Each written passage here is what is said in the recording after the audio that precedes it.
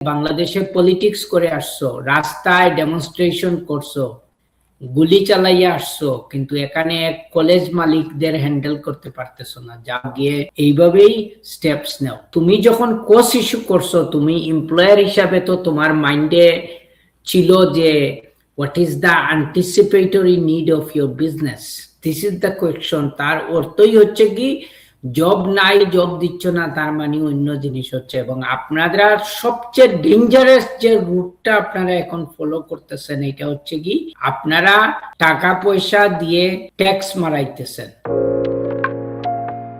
21 সালে আপনি একটা ভবিষ্যৎবাণী করেছিলেন, কলাপাতার এই ওয়ার্ক পারমিটে তোমরা বিলেতে এসো না।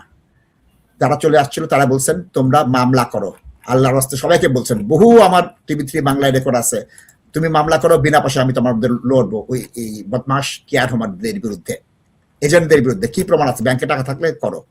তাজ ভাই কেউ শুনে নাই। শুনলে কি হতো একটু আমি দেখাই। তাজ ভাই শুনলে এইটা হতো, 30,000 পাউন্ড কম্পেনসেশন পেত। দক্ষ যোগ্যভাবে ভারত থেকে এক লোক এদেশে কেয়ার হোমে আসছে। কেয়ার হোমে আসার জন্য তিনি এখানে অ্যাডভাইজারদের পরামর্শ নিয়েছে, ক্যারিয়ার আছে কিনা সেটা খবর নিয়েছে।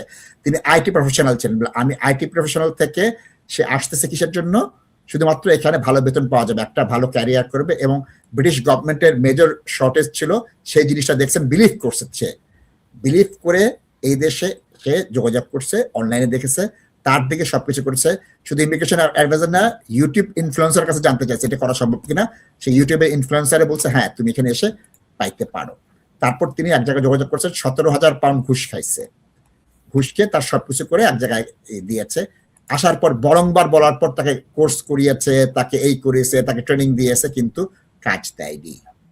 সে কাজ না পাওয়ার পর হতাশ হয়ে গিয়েছে। সুতরাং সে কি করেছে, আরেক জায়গায় অ্যাপ্লাই করে সেখানে চাকরি পাওয়ার পর প্রথম এমপ্লয়ারের বিরুদ্ধে মামলা করে দিয়েছে, এবং সেই মামলায় সে জিতেছে। এবং সে বলছে পরিপূর্ণভাবে ওই কোম্পানি দায়ী, এবং ওই কোম্পানিকে 8,700 পাউন্ড কস্ট দিতে বলেছে। সুতরাং তাজ ভাই, আমার দর্শকরা তো কেউ মামলা করবে না, আমার দর্শকরা কেউ তো প্রমাণ করতে পারবে না যে আমি দক্ষ যোগ্য, আমি বাংলাদেশে কেয়ার ছিলাম। আইটি শুনেন,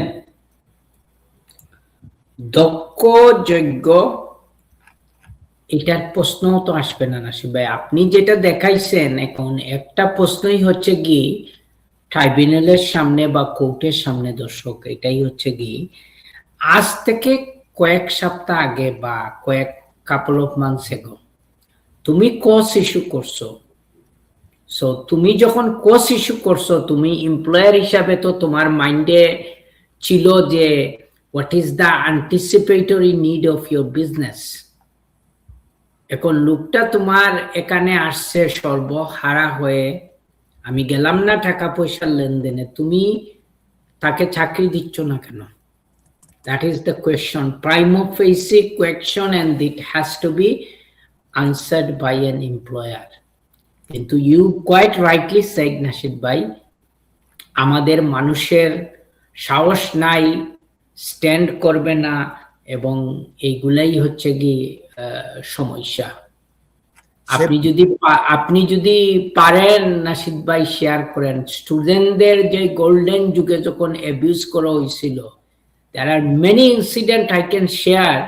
The স্টুডেন্টদের আমার কাছে আসছে, I did tell them বাংলাদেশে পলিটিক্স করে আসছো, রাস্তায় ডেমনস্ট্রেশন করছো, গুলি চালাইয়া আসছো, কিন্তু এখানে কলেজ মালিকদের হ্যান্ডেল করতে পারতেছো না। যা গিয়ে এইভাবেই স্টেপস নাও।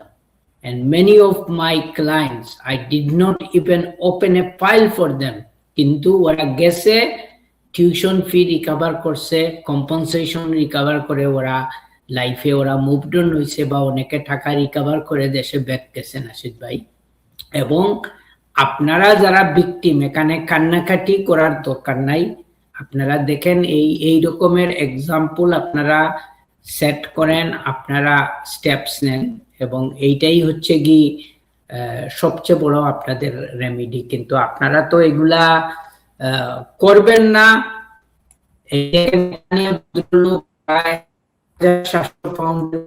লিগ্যাল কস্ট উনি ইনকার করছে, কিন্তু আপনারা তো আমাদেরকে 8 টাকাও দিতে রাজি হবেন না। তাজ ভাই এখানে দুটো বিষয়, পয়সা দিছে, উনি কেস ফাইট করছে, উইন করছে, উনার কেসের কষ্ট রিকভার করছে। উনি ক্যারেক্টার কন্ডাক্ট এবং ওনার ক্রেডিবিলিটি আগে প্রমাণ করেছে যে আমি আইটি থেকে 3 মাসের কাজ করছি প্রথমে কেয়ারে, তারপরে দেশে আসছে, আমি আমার ডিউটি ডিসচার্জ করছি, এই দেশে সরকার বলছে আমার আছে যেটা আমি নাসিব ভাই, আমি তো ওইটা দেখছি, ওইটা তো মনে করেন আমার কমিউনিটির মানুষের হয়তো এই ইন্ডিয়ান লোকটার মতো এরকম ব্যাকগ্রাউন্ড হবে না, কিন্তু আমি একটু আগে যেটা বলছি নাসিব ভাই, এইটাই তো মেইন পয়েন্ট। জি, তুমি কেন জব দিবাই না? This is the question. তার অর্থই হচ্ছে কি, জব নাই, জব দিচ্ছ না, তার মানে অন্য জিনিস হচ্ছে। এবং আপনারা সবচেয়ে ডেঞ্জারাস যে রুটটা আপনারা এখন ফলো করতেছেন, এটা হচ্ছে কি, আপনারা টাকা পয়সা দিয়ে ট্যাক্স মারাইতেছেন।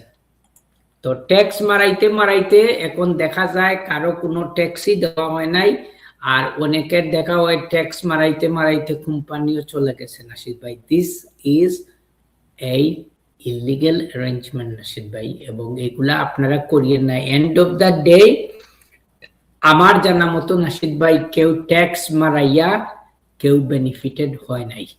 হবে না তাজ ভাই। Thank you.